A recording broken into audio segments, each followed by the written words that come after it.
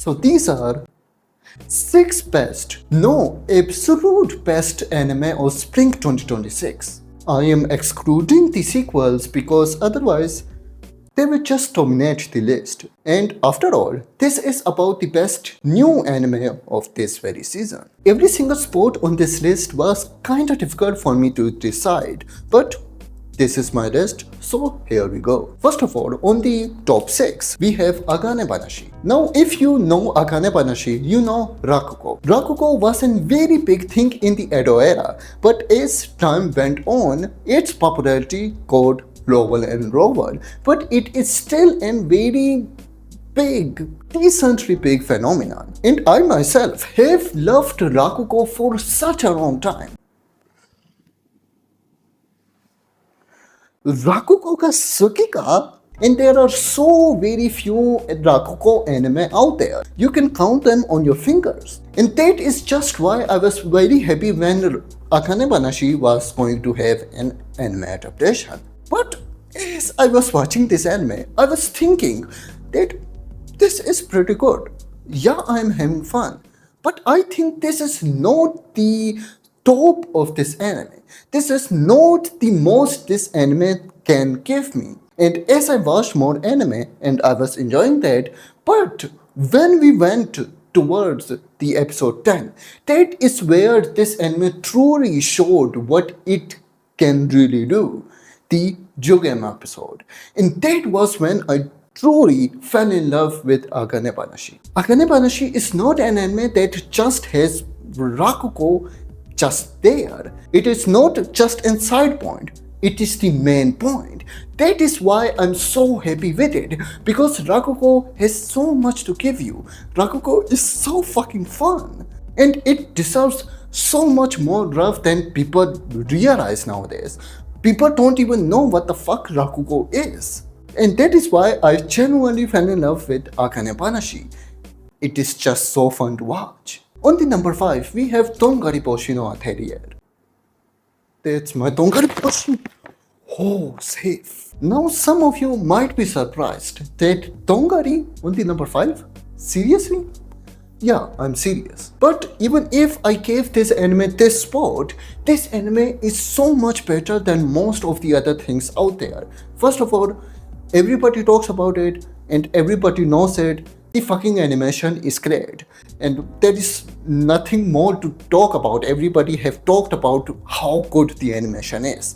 But it is genuinely very good. It has set a new standard for animation in this anime industry, and it is very fucking good. But the animation isn't just good for the appearance, it is good because technically the things the studio did with the animation are fucking so over the top. But yeah, the animation is good, but the anime itself is very interesting. I think this anime is going through the same thing that Akane-banashi went through. I feel like that Tongari Boushi has much more to give us. Tongari Boushi haven't given us what it can fully do, and I'm waiting for that time. What it has done was very good, and I truly like it.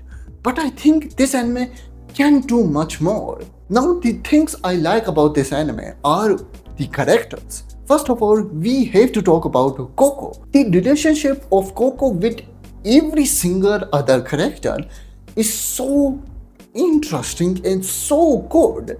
They show those character interactions so well. Every single character, I want to know more about them. They are not just characters that are just there. They truly feel that they belong in this world, and it is fun watching them. The characters are very good, and I truly think that these characters are truly good. What can I say more? The more I can talk about is the story itself. The fight between the good Mahotsukai and the bad Mahotsukai is very kind of interesting, because there are many mysteries going on, many levels of mysteries going on. Who are these bad Mahotsukai, bad witches? Who are they supposed to be? Why they are using Coco? Why they are trying to use Coco? Is Coco special, or she turned out to be the person that just appeared before them? Who is Kifri Sensei? Why he is so against the bad witches? What have they done to him? Whenever it comes to those bad witches, Kifri gets very fucking weird about it. And are the feelings of other characters, the feelings, the emotions, even if we don't know why most of the characters are feeling a certain way, we get absorbed and we want to know more about their feelings, more about their experiences. And that's kind of it. I need much more from this anime to talk more about it. For now, I truly think it is good, but it is on the 5th spot. Now on the number 4, we have Awajima Hyakkei. Now Awajima Hyakkei is one of the most confusing, interesting, but a great watch. It is kind of weird. It deals with so many characters. There are so many characters in this anime. I know that nobody is really watching this anime, so let me explain what it is about. So Awajima Hyakkei is about an school, an art school, where girls go and they do their art stuff, acting, music, and all of those stuff. La la la la la la. I was doing ballet. This anime deals with the history of that very school and the students and the teachers in that school. As I said before, this anime has a lot of characters, and how does it deal with those characters? Well, first of all, story starts, then they focus on the main character in that story. When that is covered, then they cover another character in that story that appeared. For example, like in the first story sequence, they covered Emi-chan.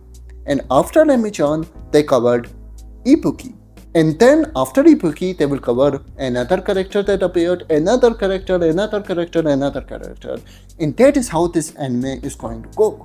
And the thing that surprises me, that every single character is so well developed and so fucking diverse. I truly have to give credit to the creator of this anime, the original creator, that how the fuck can you deal with so many characters and make sense of who they are, what they are, their connection with the whole anime, the other characters. The flow of the anime is so very good.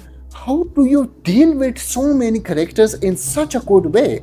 And every single character is so well polished and so well explained. Talking about this anime, I truly feel like that I don't deserve to talk about it because I cannot do it justice. It is one of those anime that you might never feel confident about to talk about because there is just so much going on. I do not feel like that I can do this anime justice. The way this creator deals with those emotions does not make sense to me, that how can a person do that? There is one thing that I will kinda complain about this anime, that there are a lot of characters and you cannot remember every single character's name, and whenever the characters are talking about some other person, you kinda sometimes get confused that is that her? Who is she talking about? And it gets kinda confusing because there are just so many characters. But this anime is truly good and it deserves a watch and deserves so much credit out there.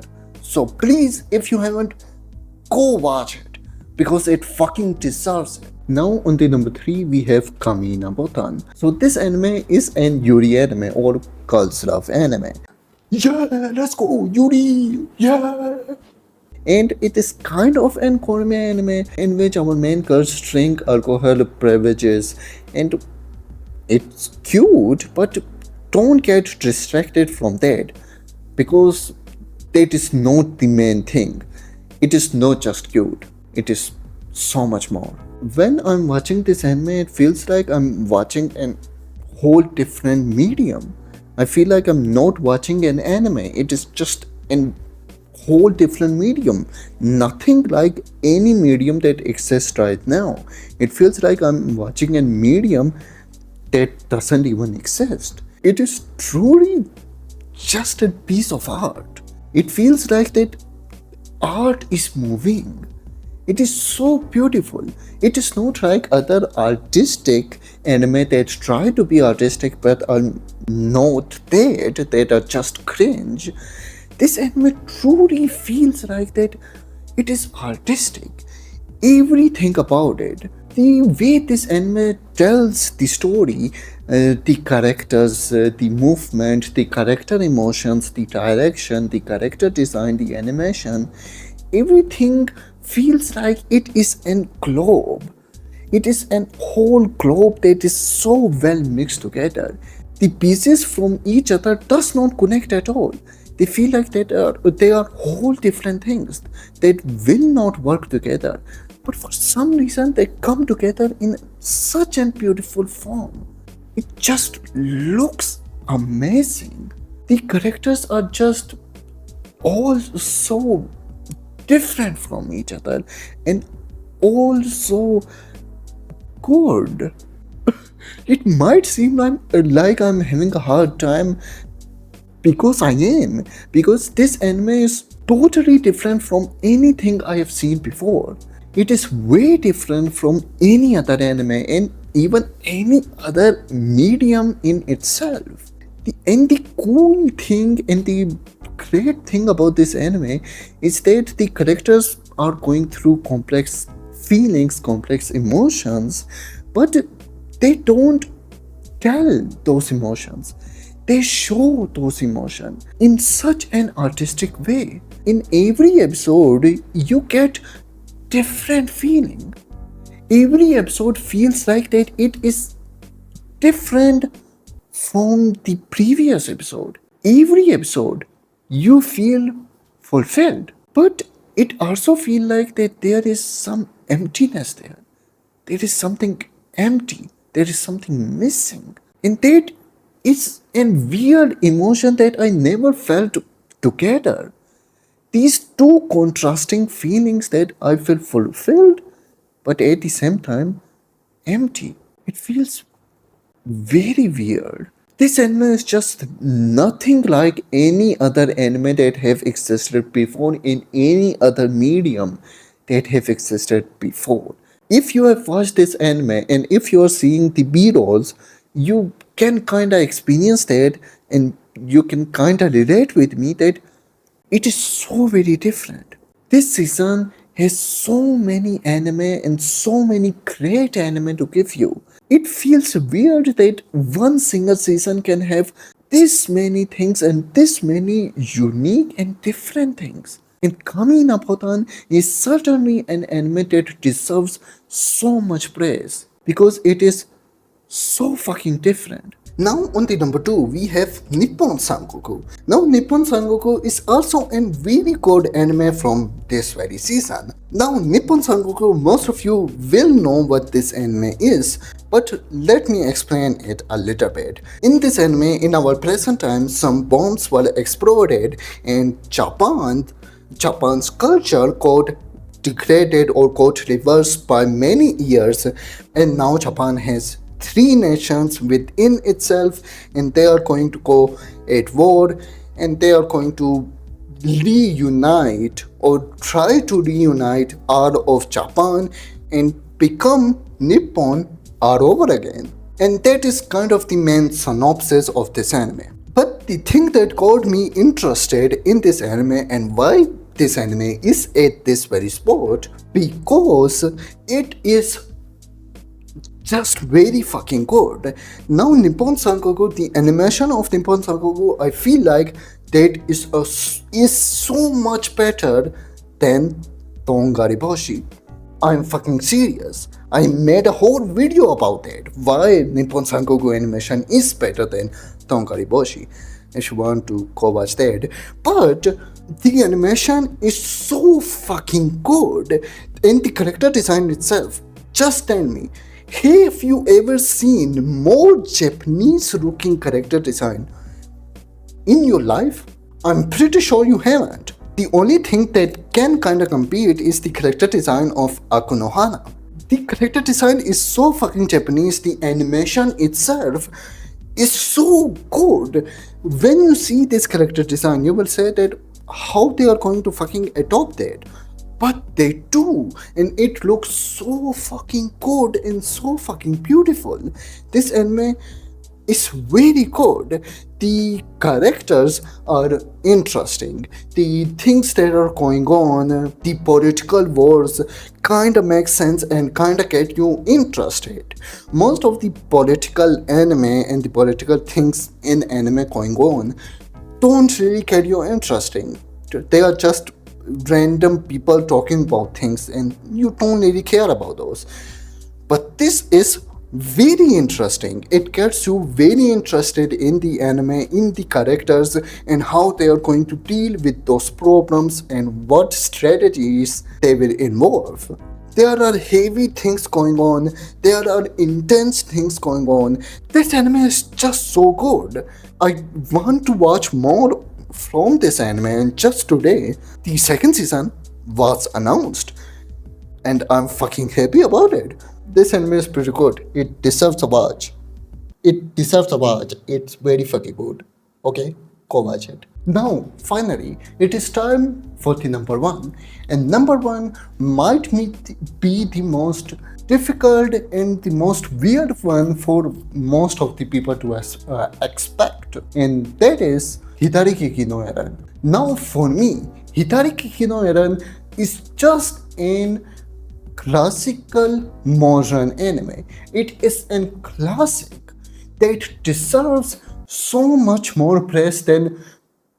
So you might feel that something is different, and yeah, it is. This is the next day. Oh, look, it's the sun. Fuck, it's wet. For some reason, Wright just decided to fuck off. And as I was saying, Hidarikiki no Eren is kind of an classic, modern classic. I feel like that there are so few anime like Hidarikiki no Eren. First of all, Hidarikiki no Eren is an anime about art. That's my art. Pretty good, right? Or more importantly, it is about Sino the Muno, or talent and incompetence, in which our main character Koichi is not the talented one. He's just an Muno and nobody, an incompetent person who can't do anything. And by seeing this anime, you can tell this anime revolves around Koichi and how weird he is, and a true representation of Muno and incompetentness. You can see many times that how easily he can get influenced and how easily he adopts the person that he wants to be or want to wrong that person.